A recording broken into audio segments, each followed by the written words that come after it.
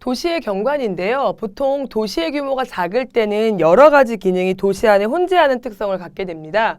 하지만 도시의 규모가 커지면서 같은 종류가 모이고 다른 지역은 분산되면서 공간적인 분화가 발생하게 되는 거죠. 지금부터는 공간 분화가 어떻게 이루어졌는지를 살펴볼 텐데요.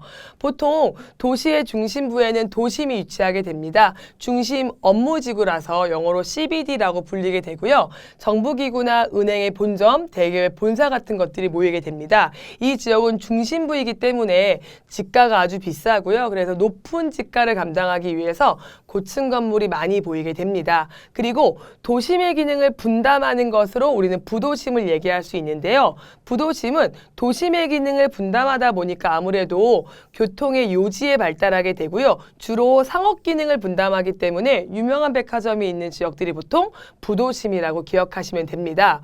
그런데 도시는 도시인데 도심도 아니고 부도심도 아닌 나머지 지역들이 있겠죠. 우리는 그 지역들을 외곽 지역이라고 얘기하고요. 도시에서 조금 멀어졌기 때문에 상대적으로 지가가 저렴하거든요.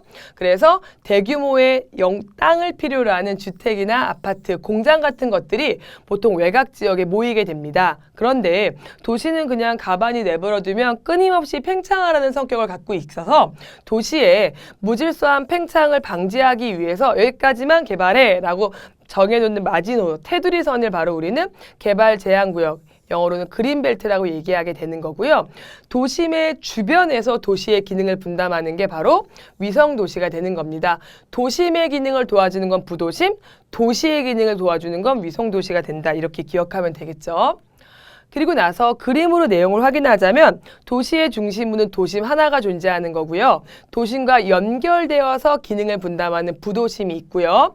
도시 안에 속해 있지만 나는 도심도 아니고 부도심도 아니하는 외곽 지역이고 지가가 저렴하기 때문에 공장이라든지 아파트, 학교 같은 것들이 이 지역에 있는 거고요. 도시의 전체적인 팽창을 제한하기 위한 개발 제한 구역이 있습니다.